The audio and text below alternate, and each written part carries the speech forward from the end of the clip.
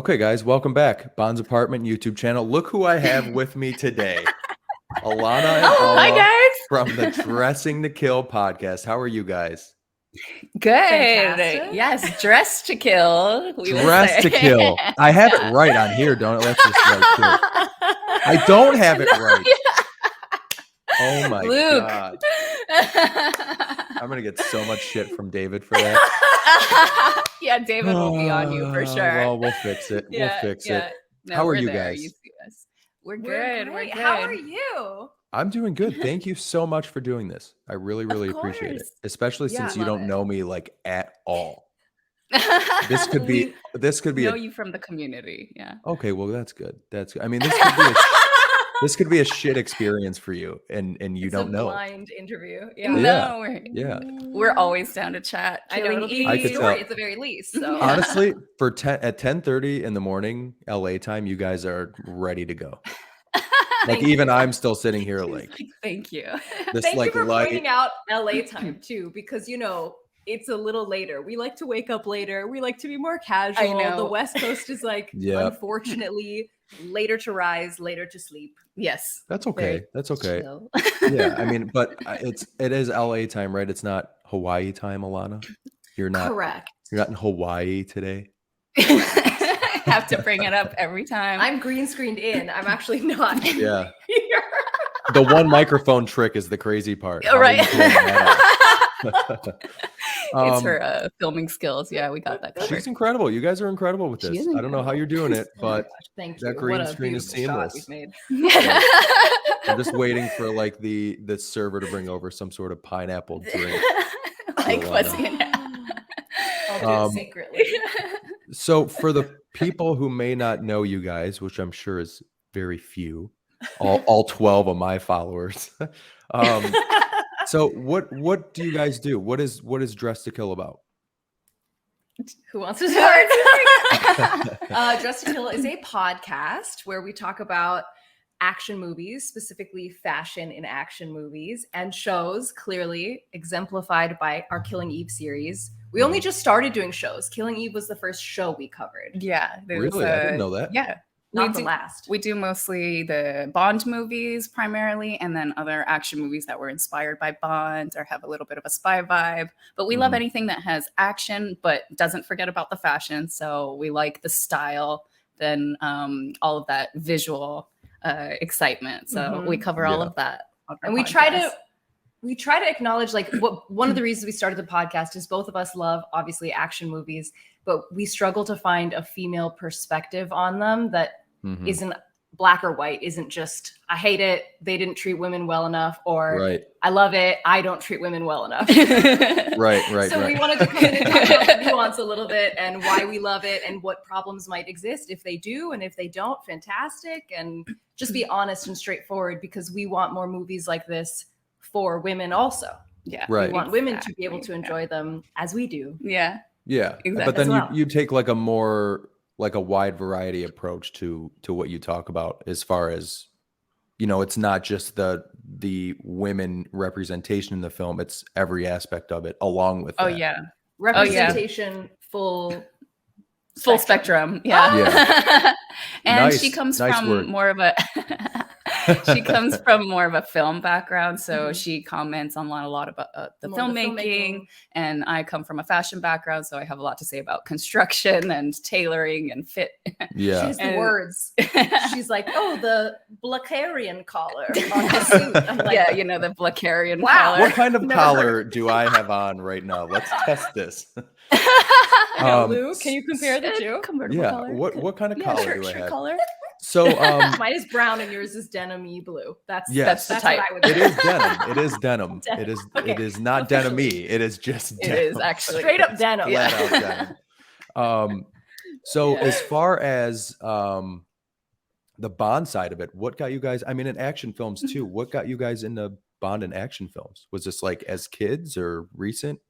Yeah. 98 since established 98. My Even answer's easy, before it's Elma. Elma's what got me into Bond. Now, Elma, your answer is a little more complicated. So I got her into Bond. I was watching Bond movies as a kid growing up, like with my mom, just because she loves vintage movies, anything vintage. She loved Cary Grant and Fred Astaire, all the, classics and Bond. Sean Connery Bond was a part of it. So I grew up watching, You Only Live Twice and Goldfinger on a regular basis. And I just kind of kept growing from there. But it was only until maybe 5 or 6 years ago, and I found there's a whole Bond community that I started to get into it deeper, and then obsessing over it a little bit more, starting to collect things. And now we have a podcast. Nice. Yeah, and now we have a The internet podcast. more in the Yeah. pandemic, for sure. Yeah. I actually have a Barbie doll that's a Pussy Galore Barbie doll. Blocking it, or Yeah. is your... I don't see it. Yeah, where is it? It's right here. It's this. Oh, there it is. Yeah, Very nice. Like the airplane when she's on the airplane. Yeah. Wow. Nice. Good Wow. eyes. Wow. Yeah, Right? the gold How? vest. The I don't gold know. vest and the crushed velvet Yeah. black suit. Yeah. Yeah, she always scared the shit out of me. So she was a scary, Evil scary laugh. chick. Loves her. Yeah, Love it. yeah. Yeah. So as far as you, Alana, like, is the interest there as far as, or as much as Elma? Are you like working your way up? Or are you like there now? Good question. How has it progressed? Elma's definitely more of a super fan than I am. Just and that's not I don't think a dig on my fandom. I think that's a highlight of hers. You're just too busy bopping around to I'm catch up with all hopping this. around Hawaii, California. I can't decide.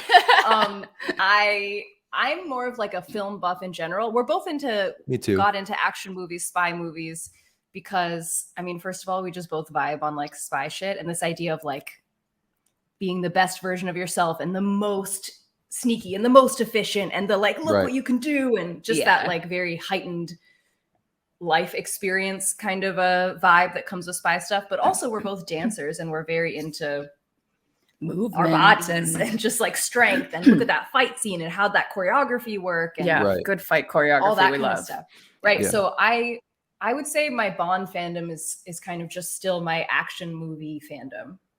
I Okay. love Bond movies, but they're not so separate from other action movies to me, especially because Bond's been going through time. Like it's existed for so long. Yeah. There's so many other action movies that are out there. I look at films more in the context of like the time that they were made, because I like to see the culture of that time represented. Yeah. So I guess I don't feel like Bond movies, other action movies. I see like action movies through time, and how Okay. interesting. Yeah. I like that. That's me. So Yeah, do you guys, I mean, Alana, are you in the film industry? Did I pick up on that? I am. I mean, I haven't been working much in it since what was I gonna call it? Since the pandemic. Yeah. That's the word. It's nice that I forgot that word. Actually. Yeah. But yeah, I usually work anything behind the camera. I'll do cinematography. I'll do videography. I really like making documentaries. That's Oh my God. Okay. So some preferred of these context. questions I have are going to be perfect. Yeah. Perfect. And then Elma, you obviously have the lingerie. You own that lingerie company? Yeah. So I started a lingerie business a few years ago, and I focus on making lingerie that fits well for petite chested ladies. So like stuff that's just hard to find in a niche that's, in such a necessary. I'm trying to put Banana White for you behind. Thank you. Exactly. Yes. So I run a lingerie company, and it's all handmade here in my studio. And I've been Very nice. in the fashion industry since I was in college. Nice. You guys are going to be perfect for this, because between both of your backgrounds, I think we're going to be able, I mean, it's interesting too with like the podcast, like you said, having like the dancer background, the film background, the lingerie, like tailoring background. You guys can discuss so many aspects of, I mean, Bond and fashion. I mean, it's like, and Killing Eve, I feel like Killing Eve had to have been like, when that came out, did you guys like lose your damn minds? Yes. Because it's literally like everything you could possibly want in a show. Yeah. So Yes. I feel like I didn't hear about it until a little bit later. Like in the US, it wasn't getting super talked about. Well. Right. End It's of BBC story. originally, right? Let's It call is, them out. yeah. They didn't Okay. market well in the US. Yeah. But then Bond it doesn't was kind either. of a you're right. Yeah. Yeah. But then it was a really nice, unexpected, I went into it not really knowing. Just people were like, oh, you should check it out. It's spy related. You'll love it. Or like, MI6 stuff. And then they forgot to tell me that there's so much great fashion in it. And then I Right. was like, this is definitely for me. And I liked this humor and the style. It felt updated, something new. I mean, it's already how many years old? Like a few years old, but What, 4 or 5 maybe seasons? 4. Yeah. So 4 it's got to years. be plus a 2020 it- break. Yeah. So it's like a few years old. And at the time, there was nothing else like it. And totally right up our alley. Yeah. As far Yeah. as like, so we'll dive into it now. Perfect segue. The first thing I said was similarities. And then even starting with the marketing, they suck at marketing these two things in the US. Yeah. But, you know, what, as far as, and you know, lately, because of the way No Time to Die ended, and because of the fact that we're going to get a new Bond, there's a lot of talk, at least within like the little Bond community, of like, what can Bond learn from what people might have thought they did wrong in No Time to Die or did right or whatever. And then with Mission Impossible being always so successful, especially as of late, there's like, what can Bond learn from Mission Impossible, stuff like that. So what would you guys say Bond can learn, like high level, from Killing Eve? And we'll get into it. Do you want me to just kind of like break it? I can break it up into smaller parts so it's not so vague. If you prefer, rather than a word vomit, sure, let's break it up. Well, I mean, trust me, anything you are. We'll start with fashion. Okay, we'll start with fashion because I know you guys can hit on that pretty well. So the fashion side, I mean, obviously Bond does fashion well, but do you think Killing Eve does it better? I love this question. Oh, okay. I have something to say. Yeah, So and I've got pictures. I'll put up pictures and shit. Oh, too. great. Watch Yeah. this. I'm going to try to be just like David, but yeah. Yeah, Lou, you start. I would say, in my here, look opinion, at that, just fashion forward as hell. No, I'm just kidding. Here, we'll put this one up. How about no? Here, wait. Okay. We'll do. I think. How about that? There's so many good moments. I mean, Uh-huh. I think what Killing Eve knows how to do is to make an image iconic image with fashion, using fashion as a statement. But I think they're very aware of trend and appealing. I mean, they're trying to appeal to a slightly different crowd than Bond. So they're focusing on trends. Basically women. Yes. Like Bond is like, let's show a lot of boobs. And Killing Eve is like, Right. collar up to here, but it's gorgeous and hot pink. We love it. Yeah, exactly. Which does not. But I think they're trying to do two different things. So I think Bond is trying to stay timeless over time. They think about the longevity of the whole of the whole franchise. Whereas Killing Eve is much more of its time and it's a specific moment. I do love, though, when James Bond pulls in trends more, even in side characters, like with Grace Jones, for example, in A View to a Kill. It's super 80s, but still it's so fun to go back and watch that stuff and see the fashion of that time. So I really love when Bond inserts trends inside characters. So I hope they do that more. And I think you saw a little bit of that with No Me and No Time to Die. Do you feel like they do it better with female characters? The fashion forward? Yes. Okay. Yes. But but in I this agree. last one, I agree I think, completely. But we would like them to do it more with men. Yeah, exactly. Yeah. We'd love to do it more with men, like the guy with the one eye in No Time to Die had a little bit more. I wouldn't say it's necessarily like trendy fashion, but it's, you know, a different type of person than a man wearing a suit, which I loved. I just realized who you were talking about. Yeah. Yeah. I mean, I felt my like thing he was is very like Euro. Yeah. Euro. Oh, dude. yeah. Like I was like, oh, I know that guy. Exactly. I've seen him when I went to Europe. Yes, yes. Very I'm pretty sure he specific. hit on me, and I'm pretty sure he put something in my drink. It's most likely what that guy would do, I would think. Oh, that guy. Yeah. This is one of those Italian guys who's making out with his girlfriend while watching you. Oh walk no. Well, is that like a shot at his eyes, or is it like just because eyes. he's so creepy? His Because he eyes. literally take can. He can, because he physically can do both. I'll take them all. Yeah. Yeah, there you go. There you go. All of the above. So with Killing Eve, then, so we'll focus on the male characters then. I mean, obviously Bond is it's hard to say fashion forward. I mean, he always looks incredible in my opinion. Well dressed. Yeah. But I mean, Killing Eve, the male characters, they weren't necessarily the best dressed. Well, we didn't have like a Bond guy in Killing No, Eve. and Yeah, that's true. exactly We right. didn't. Because I always But just if we think did, of I bet this it would have been gentleman. dressed nicely. Got a scarf on. Does have a But scarf. he makes some interesting choices too. I think Yeah, his character evolves also. Yeah. Mhm. Definitely there's interesting fashion for men, but I think it's because we don't have a character that's like Bond. Am I shouting? These are noise No, No. you're good. No, you're good. It's like, I can't hear myself. So I'm I like- know. sitting here cringing, just waiting. Please stop yelling. Blessed with her lovely voice. Oh, thank you, man. As I was singing in the car on the drive here, I was like, I could do with some water. A great time. Moment for my voice. So dry. I thought you were gonna say I could audition for American Idol. That's what I was I could film it. But I think if there was a Bond-like character, like in personality, in traits, Mhm. then Yeah. I would say there would be a good run for Bond would have a good run for his money on styling, because I think the stylist in Killing Eve, like you said, a lot of it is a little bit more adding trends into it, but I don't think that much more. I think they had a few moments that were like a little trend centered, but I think they're just more, to be honest, I think they're just more like open-minded and Mhm. open in their fashion. Like I think Also, if you were to only watch Bond movies, for example, you would think the range of fashion is like a certain amount. And then if you were to watch Killing Eve, you'd think the range of fashion is so much bigger. Like I know they want to be timeless in Bond movies, and I think it made sense the way they did that in previous like decades. Mhm.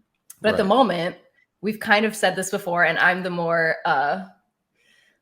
a little bit more judgmental in this way on them, that I'll just go ahead and say I think they've been kind of too safe, way too safe lately. The past 4 or 5 movies even, I feel like you can give more than that, and it still can be timeless, and it still can be exciting. It can be far more exciting. Like there's so much more that you can do. It feels like they're just repeating the same things.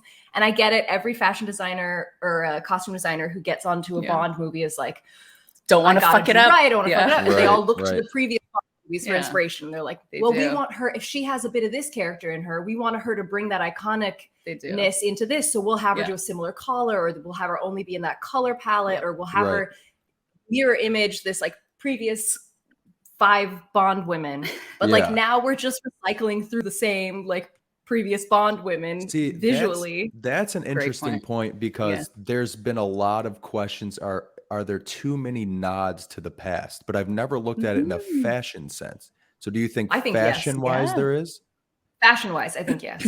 I like some nods. Like don't get me wrong. Like love like, oh, what a cheeky little throwback. But like I feel like all I'm seeing is throwback. I'm like, but where's the innovation in it? I agree with you. You're right. It's about it being safe. And when she said that, it's like, oh, on many levels, they try very much to be safe. Since the Craig era, I think they've kind of, I mean, maybe even before, there's a couple Brosnan movies that are kind of on the safer side, but like they definitely want to be able, they're like, okay, it's such a big entity now. Let's not also fuck it up as the producers. So they really, I think, are trying to be safe. Yeah. Fashion choices, totally. It has that air of like the producers are like standing right over your shoulder as you make choices. Just like, are you sure that's going to be perfect? And you're like, I agree completely. Okay, let's pull back 10%. Yeah. I mean, if someone were to tell me it's not like that, I'd be shocked. I'd be completely shocked. And, I mean, just because, it's so, okay. Who would you say, as far as Daniel Craig's films, which costume designer do you think did best?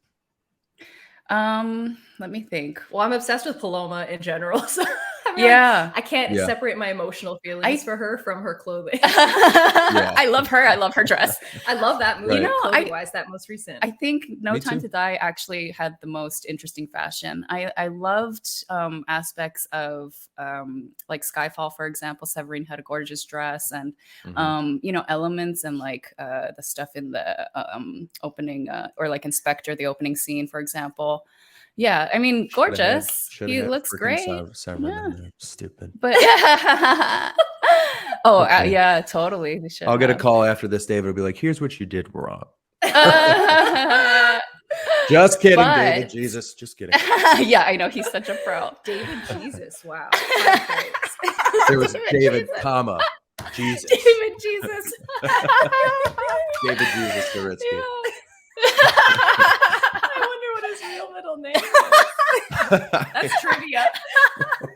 We'll find out. It's so We'll Jesus find funny. out. now. It's Jesus now. Dude, he's But gonna I'd be say- so pissed. He's gonna love that. No, no. All the Yeah, different honestly, names I he's call gonna love him, it. and so many of He's them have gonna love stuck it. too. He's gonna be like, you got to stop creating. And he doesn't know where things. where they come from, I'm sure. No, Jesus. no.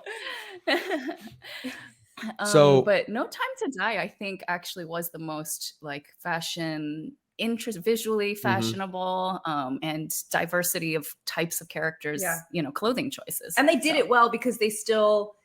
One thing we really don't like is when they just go outrageous with a costume design for a character and it doesn't fit their personality. It doesn't fit the character. Like they're just doing it to show off that dress. It's not something this person would wear or not in the right setting. Yeah. I think in No Time to Die, that most recent Bond movie, we saw some more exciting fashion, but it also was totally in character. Like all the outfits seemed to really fit the moments and the characters, and like you could see them picking that out and making those choices. So across the board, well done there.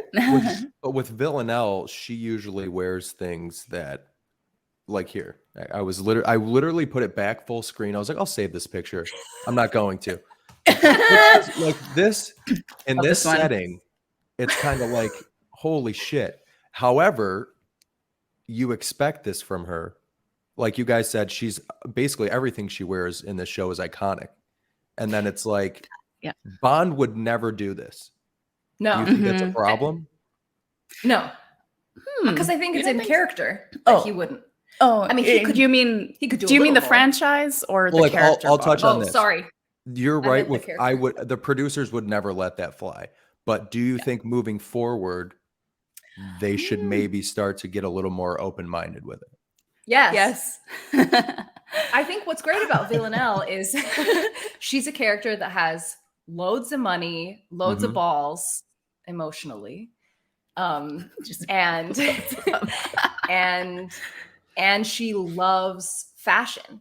So like she was the perfect setup to have. That's the reason Killing Eve is so great. Like if this was just a random killer character and she happened to have all these clothes, but it was not showing in her personality that she had a lot of money or that she liked clothes or that she was ballsy in her choices, like then you'd be like, what is all this? Like I love it, but also like this isn't a great show. But because we happen to have been given a character who loves all those things, we're just like, yeah, it's perfect. So I think what Bond would need to do is just have a character like that, and they can afford it. They should, even if it was like a side character who's like the Maharaja's wife of XYZ, whatever. I'm totally going totally random. That's totally a Bond character. She's just in the background of all these shots because she's like really gossipy and wants to listen in or whatever. We get to see her a lot, and she just happens to love like eccentric fashion. Like even just having a side character like that to show us some fun, exciting visuals would just be. Take my money. Like, I want it. Yeah. And I think fashion is the type of audience that likes Bond. I think is generally an audience that likes high fashion. I don't think that's a stretch to say at all. So how fun would that be? That would be so satisfying. And they can borrow all the like Gucci and whatever. Totally. Well, that's the thing. That's stuff that they don't incorporate. They did that. There was some Gucci, things like that. You know, it's like, my thing is with Bond, they really stick to the Savile Row style. And I mean, like, and Tom Ford was characters. Like, right. I mean, even we'll then, use it's some like British designers. We'll use Vivienne Westwood. Or no, but I mean, they've used Versace and stuff like that, like in Casino Royale and Roberto Cavalli. Like they do, but it's all the names, and I love it. But like now, like, it's like it's very heavily NPL. There's a lot of NPL now, and then like even with, I want to say Léa Seydoux's character, most of the stuff she wore in No Time to Die was like very small boutique brands. You know what I mean? But it's like. I wouldn't mind if there was like some Gucci loafers on Bond one day. Like I'd be all that would be for so that. cool. Yeah, when in Rome, you know, like that'd be awesome. Dresses for the city that he's in and everything. That would be cool. Yeah. But I think even, you know, I mean, I'm interested if they'll kind of evolve the character of Bond a little bit. He could, you know, because they're kind of, I'm sure they're going to start fresh again. Like they tend to like to reboot. Mhm. Wouldn't it be funny or cool if this iteration of Bond just likes a little bit more shopping? Yes, that would be. Of course, I want that too. Yeah, Me too. you get to Me watch too. him like selecting his shirts. Maybe like a little closet scene would be nice. Like the scene in like a getting dressed Man scene. from Uncle, where the two guys are trying to dress the dress girl, and her. the guys are picking out the clothes, and I they're love like debating, this shape, this color, this texture. Like they have a knowledge of clothing. Yeah. A Bond in a scene like that. Because I mean, he knows everything about everything anyway. He knows Exactly. about butterflies and diamonds. So like maybe just add And how to kill with them. He's a pilot. He knows literally everything. Yeah. Very My nice. favorite death is that butterfly, like The dangler. Mayday kill. And the Eiffel Tower. Yeah, that I love butterfly that kill. movie. Most people hate on that movie. I love that movie. Oh, we love it. And another one that people hate on that you mentioned earlier, You Only Live Twice. I love that one too. That's the one in Japan, right? Yeah. Okay. A lot of problems, but I love the campy ones. I mean, very fun. many issues with that one, but A lot of What are you issues gonna and do? a lot of fun. that's right. All That's wrapped right. up into one. That's Bond. Yeah, I mean, that's the thing. I think like we keep talking about it. I think just the producers are very heavy-handed with a lot. Fashion, I'm sure, is one. One of the questions I have on here, as far as the directors they've chosen. So now we'll move on to directors. Yeah. Obviously, Killing Eve, like I remember, especially in the first season creeped me out. There was points and times where it legitimately was creepy. Like she was creepy. And we're also talking about, like, I love Jodie Comer and I think she's unbelievably beautiful. Amazing. But like, how can she creep me out? Like she literally did. And it's like that obviously is a lot of her acting, but then there's directing in there and writing. And we'll touch on the writing too. Of course, we got to touch on Phoebe. But as far as the directors, like, so here, let me get my pictures up here. We got Sam Mendes. He did 2. Wow, I never knew what he looked like. That's him. That's it. This guy was married to Kate Winslet. Sammy. Okay. Oh wow. Okay, actually, that's more familiar. He must be a wordsmith or something, because I don't that's doesn't make sense to me. But so as far as Bond directors, do you think, I mean, it's always going to go back to the producer thing because they are heavy-handed. There's no way. Yeah. But say they did give them just full creative control. Just, what's your vision? I want to see it. Do you think directors from Killing Eve could direct a Bond film? And like a Killing Eve style, there's comedy in it, there's drama, there's darkness, there's thrills, there's high fashion, all these elements that Killing Eve brings. Do you think they could do that in a full Bond movie? Yes. I think Killing Eve season 1, I'm going to designate season 1. Yes. Killing Eve season 1 style is all of those emotions you're laying out is what they should be going for. What Elma and I always talk about is we love the older Bond movies, like we also love recent ones, but we love the old Sean Connery movies and the character of Bond in those films where he's a little bit more like playful and daring. And it makes sense, for example, that he's a ladies' man because he really does flirt and he has this like attitude as opposed to like the Daniel Craig ones. You're like, I mean, I get that some girls would like him, but also he's just so cold and closed off. I'm like, I get. Wait, so you're telling me when he just but walks into the shower with her that just people don't usually just like welcome that? I feel like in the Daniel Craig movies, it works because he's James Bond. If James Bond wasn't a known character and you saw that movie, you'd be like, who is this guy? All of the audience would be like, hold on a minute. Essentially rape. We're talking about. Essentially borderline, like, when she said that I'm on the Chimera, that doesn't mean if you don't show up in my shower naked, we have a problem. She literally just told you what boat she's on. I don't remember that being an invitation. An invitation? But the 2000s had a moment with culture and understanding. One or two. So I mean, Killing Eve had 10 different directors. The most was Damon Thomas. So this is he did news. 9. Yeah, he did 9 of them. And then the second closest did 4. Do you know which season? He did a few. So he did 2018 he did 3 episodes, 2019 he did 4, Oh, cool. and 2020 he did 2. So would that be 1, 2, and 3, I Oh, think? cool. Kept them Cool. throughout. So it sounds like Seasons? they like to change, like use Yeah. different Yeah. directors with the season a lot. But they were able to Um, stick with the vibe mostly, Yeah, I think right? I think that's a lot to do with Phoebe Waller-Bridge. I know she came in the first season to set the tone, and she had a lot more hands-on like role. And then she set the tone. Everyone kind of understood this vibe, and then handed it off to other producers, I believe. Yeah. But yeah, it's I think the tone is struggle in specific. the Bond version of that, because like there are so many franchises, Mhm. whether it's TV shows or movie franchises, that are keeping their tone or really not keeping their tone well. Mhm. Right. And I think the struggle from the outside that I see with the Bond franchise is that it's about time that they're like trying to step into their new evolution of tone, but they haven't figured out how or done it, or like Mhm. they just feel still kind of stuck in the previous one, which hopefully this new Bond, this whole new kind of like reset feeling will allow them those freedoms. Like I can see behind the scenes maybe sticking with the same Bond being like well, let's not shake anything up until that's completed. Right. But I think like I don't think superhero movies are that comparable to Bond. Like there's such different worlds.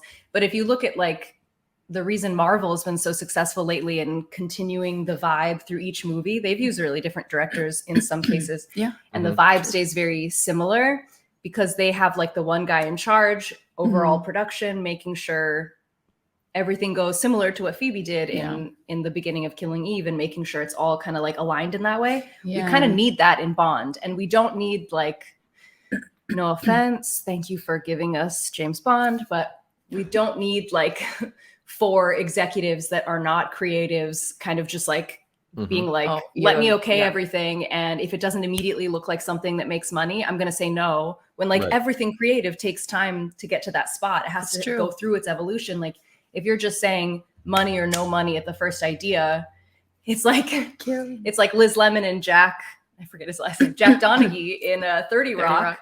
Those archetypes of like, one of them is the creative for a reason and the other's an executive. When he sits in the room, he's just like, oh yeah, just use the word poop, that's funny. It's like, we're not going to use the word poop in every single sketch, and just that's the only punchline. Like, what are you joking? Like, this is how a writer's room works. And he's like, no, that idea wasn't funny, get out of the room. Like, that's you have to work through those things. It's just a different way of being. And to me, from the outside, it feels like we're getting a lot of that executive step in with Bond, as opposed to let the creatives get somewhere and then overall make sure it fits into the tone, or throughout make sure it fits into the tone, but don't like nitpick every little. Yeah. Well, it's like nowadays that's a very archaic way of making a film too. That's very outdated. And like, did you guys watch The Offer by chance, about The Godfather? So that one on Paramount Plus with Miles Teller, and he plays like the producer. And basically I love Miles Teller so much. It was basically 10 episodes of how difficult it was to make The Godfather. And we're talking, they were like forcing executives to become producers, to oversee budget. They were forcing ideas. They were trying to force them to shorten the film, all of these things. But it's like in 2022, it's shocking, but I think we're like 4 topics in and we still keep going back to Barbara and Michael just needing to like just stand over there and shut the fuck up for like 10 minutes. You know what I mean? But it's very true. It's in like a question I have for you as far as, because like I said, I brought up the Mission Impossible thing.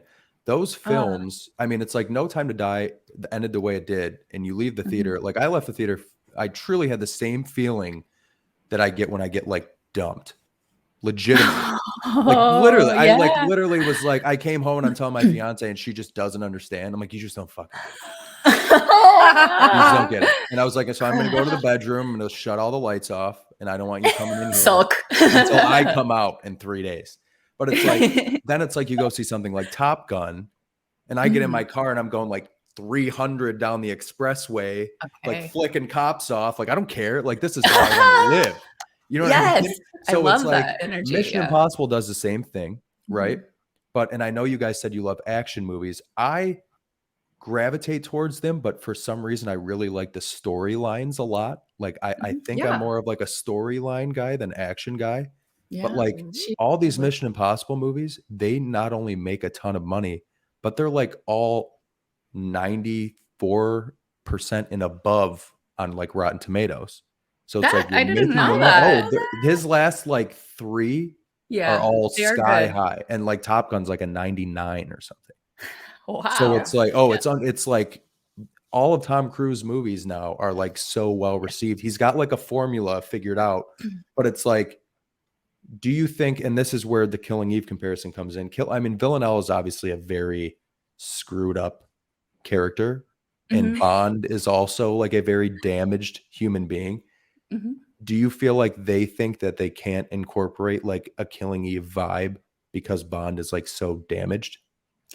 Well, the thing about the Killing Eve vibe in Bond, so I don't know that it would translate so well to an action movie because Right. her movies are so about the character and inside the mind and like how is one person thinking with the in reaction to the other person.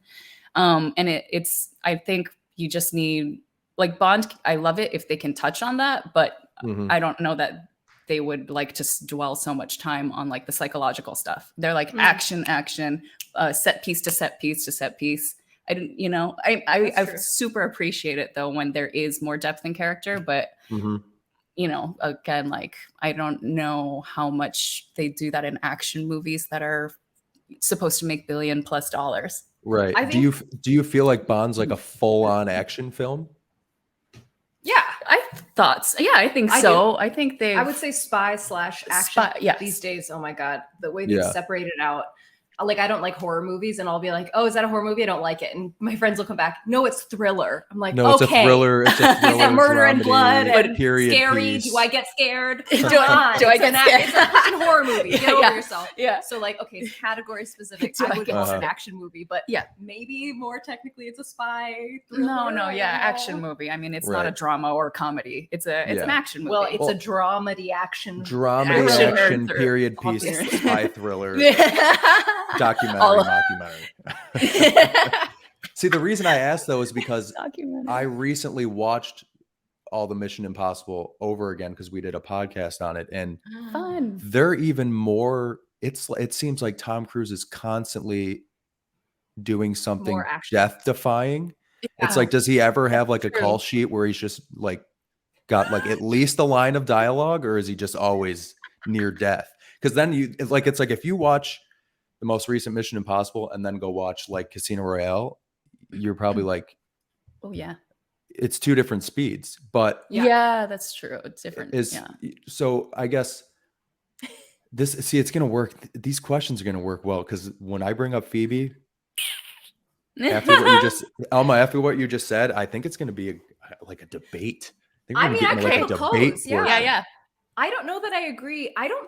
I mean, you're right that Phoebe, that's a really good point, gets in the head a little more. But I think the way she gets in the head is often just in relationships between characters. Yeah, like so a conversation. And it stuff. doesn't need to like live in the head. I think her doing an action show like Killing Eve is proof that she can execute her style without just staying in the head. But I'd also say you had a question earlier about characters being flawed and how to use them with different writing styles and stuff like that.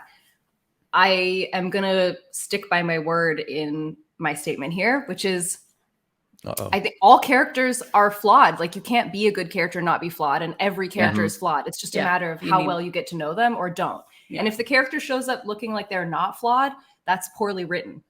Yeah. It just is. I like that. Like every character. I don't think that's going to be as controversial as you think. I don't think. I hope not. Will agree with that. I don't think. No, I don't think people will disagree. The question, the purpose behind that question is kind of like when they're writing. Okay, so Phoebe did the Cuba scene, right? I'm pretty sure that's what everybody has confirmed. That's the scene. Like Paloma's scene is Phoebe one of the best scenes. Through and through. Agreed, completely. Yeah. But it's like, do you think she could write an entire Bond film? I personally think she could. And I think it's time for a change because Neil Purvis and Robert Wade have written like the last like 8. And it's like, we're talking, they wrote Casino Royale. They also wrote Die Another Day. So it's like Exactly. there's times where they have some issues, and then it's like Yeah. everything Phoebe touches turns to gold because she's Mhm. incredible. But it's like I haven't heard anybody say that they didn't like the Cuba scene. Not a Yeah. single aspect of it. And it's like, don't get me wrong, it's more fun Bond than serious Mhm. Bond, you know, Mhm. but like we've seen her do thrilling and serious. She does everything in Killing Eve. It has every Yeah. aspect. But it's like, do you think she could write an entire Bond film and still fit like the Bond formula? Yes. Yeah, I say yes. yeah, well, that's the thing. I guess at first I was like, oh, she seems maybe a little bit more wordy and serious, but if that scene was by her, which it filled with action, but just had good moments Mhm. of keep the pace light and, and fun and cheeky. I love that. And if she could translate that into a full movie that nods to the Roger Moore style of cheekiness, but is fully updated and like is fun and doesn't forget about the style and everything and how the women are represented, I'd Right. so be down. Yeah. Yeah. Yeah. I think Yeah. we need more playfulness in Bond. But Period. Yeah. Not like he has to have a whole movie where he's like a clown. Right. Yeah. Or like We half don't a need movie that where he's a again. clown. Yeah. Half of But we like this, like, I mean, culture has evolved. Like even your basic human knows emotionally that it's fake when you see like a guy just being hard all the time. I'm just going to hide my emotions and be tough all the time. Might want to rephrase that. Might want to rephrase that one. I do this every single time. What's going on, man? Yeah, No, just get a bingo. You got it. Worry. Yeah. It'll be just fine.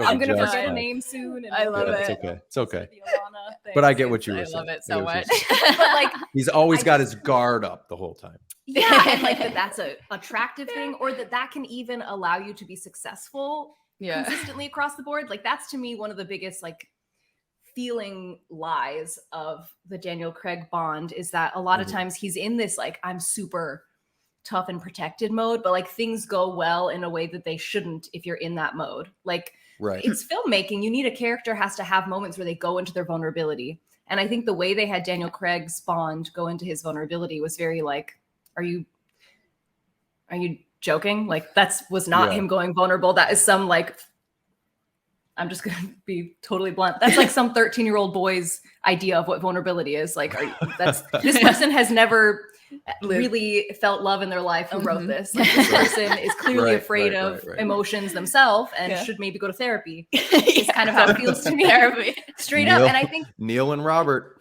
therapy. Well, I think as they probably thought that's what you wanted from Bond. Like maybe not necessarily them exactly, but that's how the character reads. And I think you could get away with that from the mass public, especially, to be honest, men mass public in the earlier 2000s. You cannot get away with that definitely from most women. And I think even most men these days have evolved our consciousness, like our awareness of mental health and emotions and how that works has evolved to such a degree. Like you can't get away with having a character who's like that and have people stay in the story. There are ways to have someone be hurt and afraid of being vulnerable, like how the character Bond usually is, without it feeling fake, because there are people who are hurt and afraid of being vulnerable who aren't fake. Like look around, you can find examples of it all over the place. There are different ways to play that character and without having them become like a villain, because like, a lot of people that do terrible things are hurt people who are afraid to be vulnerable. But we need Bond to be a little likable also. Yeah. Right. So the charm and things. Yeah. And we definitely need better women characters along that same line. I mean, diversity in general, but as a female, I can speak to, we've done a lot of dismissing of previous Bond movies because they're in the past. And we're like, well, this was how things were at the time. And we can kind of go with that and still enjoy the good part. But if I'm being honest, if they keep women in such a two-dimensional place moving forward, I mean, we've just evolved as people so much. I don't think we're going to sit around and be able to watch the movie without having that emotionally detach us in a way that, like, I know for me, it would probably make me angry. I'd be like, you can't keep doing this to us. Like, we're not in a time where you're unaware anymore. I'm actually like, I will be personally hurt by these moments. And it just to the degree of like, I'm not going to do anything crazy or lash out. I'm not like, it's your fault. I feel bad, but I just would stop being interested in watching that. Right. I wouldn't go I agree with that. Two-dimensional type of two-dimensional was the right phrase. Yeah. You hit the And nail on the head with it. hopefully all this is good. I'm not usually in such a negative about it, but I guess I'm taking the moment to be like, You had to there save are it for also- me. Come on. there are also No, this is stakes. great. Like we want it to evolve, but there Yeah. are also stakes. Like we have evolved. Humans on the planet Yeah. Mhm. have evolved. We went through a lot the past few years. Culturally, we've had so much evolution. Mhm. Like you have to kind of at least keep up. I mean, just look at the jump from Spectre to No Time to Die. That was a big gap. How many years was it exactly? 6 or 7? 2015 Technically, to like 20. I think it was like- technically 6, but yeah, about So 7. yeah, about 6 or 7 years. They delayed it so many times. It could have been 2. It could have been 40 at this point. I don't know. Yeah, I think but 6 is good. it's such a cultural. I mean, culture has and people we have moved on so much from then, and Totally. it's such Mhm. different movies, even though it's back to back. Yeah. And like the staying up with up to the times is so important. I mean, to keep us in there. So I forget what I was going to say, but I'm yes, with you, though. everything's changed so much since even Yeah. the last from the last 2 Bond movies. Do you so. think they changed it from Spectre to No Time to Die? Like, do you think they portrayed women better in No Time to Die? Yes. Yeah, 100%. definitely. I was going to that's- say, I think it's like, I mean, and don't get me wrong, I don't want to sound like misogynistic because I can't speak from a woman's point of view, but I think it was like a severe change, Yeah. like Mhm. drastic Agree. change. Yeah. Agree. Yeah, and like I think what Phoebe Waller-Bridge said about how when she was first brought on to No Time to Die, she said Bond doesn't have to treat the women well, like that's his character, but the franchise has to. So Mhm. you have the other characters highlighting strong and very interesting characters of women and diversity of women, like diversity in characters. They're not all just lusting after Bond behind like cash register or something. Yeah. Right. I'm sure it was all her, Mhm. inserting those little moments. So that needs to remain. And I think if she were to do a Bond movie, like, yeah, that would be awesome on the character level.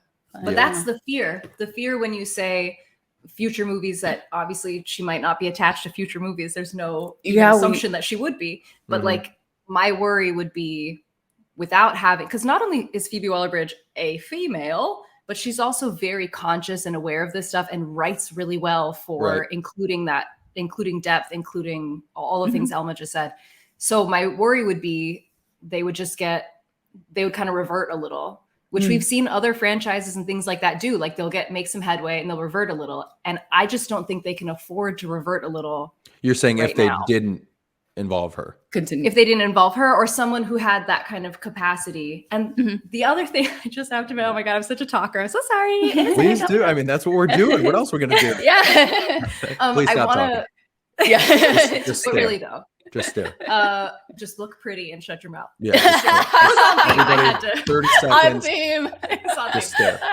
But I want to backtrack on what you were saying about like what Phoebe said of Bond doesn't have to treat women well, but the franchise does. Mhm. I think the evolution that we need to see is like if either Bond does treat women better, which I think would be in character. I think a lot of the ways he treated women in the 60s were very much just like he probably thought he was being playful and flirtatious, but Right. with the now consciousness of women, like, okay, but that actually was dismissive and shitty. So I don't think he treats women that poorly, but I think they would need to make a choice. Like if he doesn't treat women that well, you can't have, you were kind of hinting on this, you can't have loads of women just like we've evolved as a consciousness. You're not going to have women who are like ready to have a really toxic relationship with a guy who treats them shit in the same way you would 5 years ago, 10 years ago. You're right. So if he's just like running into women on the street, especially women who are like Jumping into really their shower. intelligent,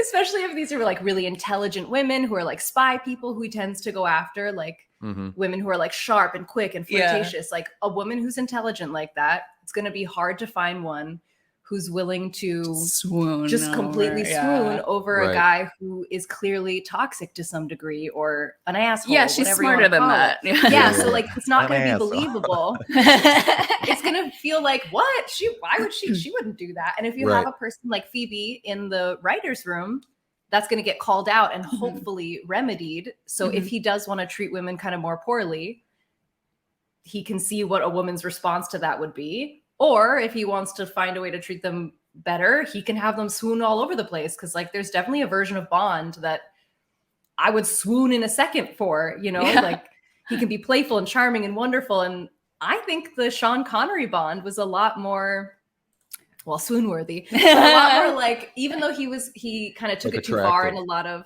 he was emotional, like in his personality more attractive because I agree.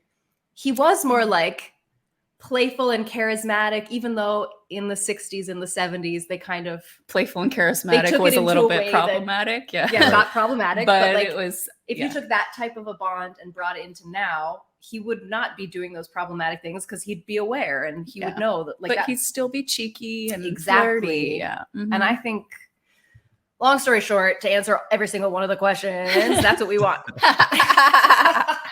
So okay, well, it brought up another good point. So when you were saying that, I was thinking of, so like, kind of like you're a Bond counterpart and being self-aware and not just immediately buying into Bond. Do you think, in particular, the Moneypenny scene, like in Skyfall, like when she's shaving him? So she's somebody who This is with basically Nomi? no, Which one? Who's shaving him? Moneypenny in Skyfall. Moneypenny. Which one is Moneypenny in Skyfall? Oh, it's She's like, it is got Naomi Harris. Yeah. Mhm. Okay. Yeah, Yeah. she's Well, actress oh name my is God. Naomi. I always do the Naomi with the Yes, Naomi from the trust me, Yeah, I've had movie, and that. it I've just- had that issue Yeah. many times. Yeah, okay, got that it. scene in Naomi. particular. So Mhm. after she gets introduced, like, aside from that scene, she never really seems to have any interest in him in that way, which of course historically Moneypenny and him are constantly, there's a constant Flirting back and forth. Yeah. But like they allude to them most likely sleeping together in Skyfall after the shaving scene. But it's like she seems like somebody who would have more fallen into what you were just speaking of not kind of buying into his shit. Shit. But like they Yeah. kind of, because as she's shaving him, he unbuttons her blouse and she says like, I'm not done yet. So she's not saying like no, she's saying like wait. Yeah. And then the Mhm. next scene, they're like at the casino and she says something like, or he says, it's amazing what you can do with another pair of hands. And she says, you're telling me. So they hooked up, guaranteed. But it's like she also 95% of her character does not allude to wanting anything to do with that. So like, do you think that's like a writing issue? Do you think it's just a consistency thing? Consistency. Okay. Yeah. I think it's a 2010s thing. I think Right. that was like clearly men wrote that kind of a thing, if I'm being honest. Well, and I think part of it also had to do with, because that was the first moment when they brought her back as Moneypenny. Like she was Eve, and then you found out, oh, that's actually Moneypenny, right? Right. That's At that point you don't know. They say it at the end of the movie, but at that point she is like no longer in the field, and she's like no longer like an equal. Yeah, exactly. Yeah. That's weird. fucked up. Yeah, it's very weird. Weird and unaddressed weird. Unaddressed weird, but how should I feel about this? Totally on a movie level, it's weird and doesn't work. But I can see the producers being like, well, let's put in some, little backstory-ish, since it's like Moneypenny coming back. Let's have that moment where it looks like they hooked up, and then pretend like how it was between Connery and Lois Maxwell. Let's pretend like it's been this flirty relationship this whole time. Right. But with Naomi Harris's Moneypenny, it doesn't quite work. And it looks like they're trying to evolve the character since No Time to Die. So I don't know. That's where we need someone like Fahey to think about the vision going, long term. All connect together. Yeah, exactly. I love that. But also, that is one Bond thing that they do good. Yeah. Bond isn't trying to do a cinematic universe or have the movies all connected. No. So, and Marvel is like it really is a universe. It's different groups of characters from different things, and kind of the brilliance is how they bring them all together and have them do things. It's a different type of soup. It is a different to think of it as in the Bond. Yeah, so we can't super compare it, but conceptually, how he overarches things is really and consistency. I think successful. Yeah. Clearly, not. I think it is successful. Right. I mean, it's just thinking about the Moneypenny thing in particular. It's just inconsistency is right. But it's just kind of like, and then watching that with them not actually having sex, like a sex scene, you might think, well, they're like, well, this is fashion forward. We won't like include the sex scene. Or they wanted to give a will they, won't they? Right. But and then when they like allude to it, you just assume. But it's like, now that you're alluding to it, whether you showed it being filmed or not, like it still shows that her character, who's supposed to be like an equal and a badass, and I don't give a shit about Bond, and I shot Bond, and, whatever. She's like, but at the same time, like he unbuttons 2 buttons. I'm just like, fuck it, let's just do it. You know what I mean? So it's like she's like lost her credibility. But then as this series goes on, I say series because Craig's arc. It's like as it goes on, now she's back like kind of not like that. So it's like it's a weird exactly. Because that's an interesting character to think about this on, because she is present through this is it franchise. Every single movie? Basically, like there is Moneypenny, and I mean Bond, Moneypenny, and then sometimes Q is like so that's interesting. But in those characters that exist for every movie, you need consistency, you know? Or if they had if they're really trying to give her an evolution, like then commit to us and make it a part of the story, and don't just like, okay, we're not going to acknowledge it now. Like, okay, she's just different now. We won't tell you. Like, give us a featurette about Moneypenny or something. Like, we got to know what's going on. Yeah. Did she evolve, or is it? Did she just had her like someone else take her body over? Right. Well, I mean, and you brought up another good point with the consistency throughout the franchise. So with the way things were in the 60s versus now, how do you find a balance with, we'll say, a Moneypenny? With, I mean, every single Sean Connery, it was just them getting as close as possible to each other, flirting with each other up a storm. But it's like, and there was nothing wrong with that character, because she never, ever, from what it sounds like, had slept with him. So she was just like, I'll flirt with him all day and he can flirt with me, but that's about all he's going to get. Because there's been times when he's like, even Brosnan's Bond was like alluding to it, and she was like, absolutely not. You know what I mean? But then it's like Moneypenny's come in. Right. Yeah. And then, and Naomi Harris, it's kind of shocking because she's incredibly talented, like Oscar nominee. It doesn't seem like a role I feel like she would choose, you know? But it's like, how do you remain consistent when there was, I mean, years and years of different treatment and what was acceptable? I bet she was shook coming into that role. Imagine being her, being like, hey, I have this role now. How do I play that now? Yeah. I feel like Dan Rather right now, by the way. That was like, what a freaking no. But yeah, it's just, if you're comparing it to, like, if say it's like, okay, so Robert Pattinson does Batman, and he's got comics, he's got TV shows, he's got 8 different actors, all this research he can do and choose. Yeah. So then they cast Naomi Harris. It's like, okay, we want you to play Moneypenny. She goes back and she's like, all right, they just flirt all the time. She sits behind a desk. She stands up to him. You know, she's like an equal in that sense, but like she doesn't get out in the field, all this stuff. They're like, oh no, she's going to be out in the field this time. And also you're going to have sex with him. Your character is. That one never did, but here we are in 2012 and you are. But we're not going to show it. So that's not bad. So it's like, how do you like try to have similarities, but when the times are so different? I really feel like 2012 Skyfall was just the blip. I mean, they were trying to reintroduce and everything, but I think now, like, I like where Naomi Harris's Moneypenny version ended up with in No Time to Die. I thought she was still like, okay, Bond, I still got your back. Like, she's always been I got your back. Let me, help you figure this shit out.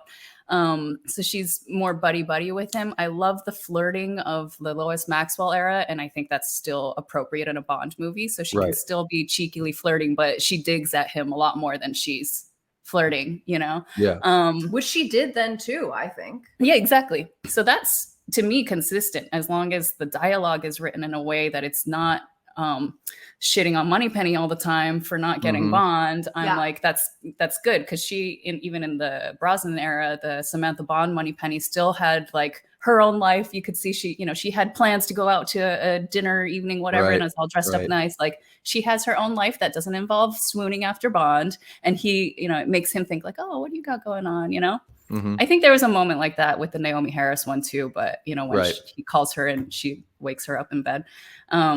But I think there is room for it to be cheeky and fun. She's still her own woman, and not everything doesn't revolve about him or around him. But it's the writing needs to just mirror it. I like what you said about the digs at Bond. I actually think there were more in the 60s and 70s than now. I really do. She always seemed like the one he couldn't get back then.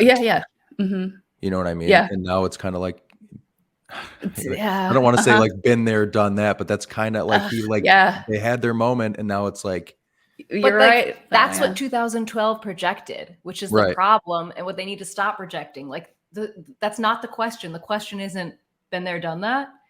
The question is totally separate of what their relationship is. Like, if they had or haven't had sex, it shouldn't be the like big neon light most important thing that matters in the room. Just everybody keeps bringing it up. It's just like, okay, but like, how do they relate to each other is like far more significant. And then you can pull in the nuance of, as people who've also had sex, or as people who haven't but clearly have flirted, like, exactly. This is a very, that shouldn't be the main thing. To me, this is still a very like 2000s mindset of this very like, it feels like it's just very from the perspective of the man. Like in the early 2000s, the male perspective was like, but did you fuck?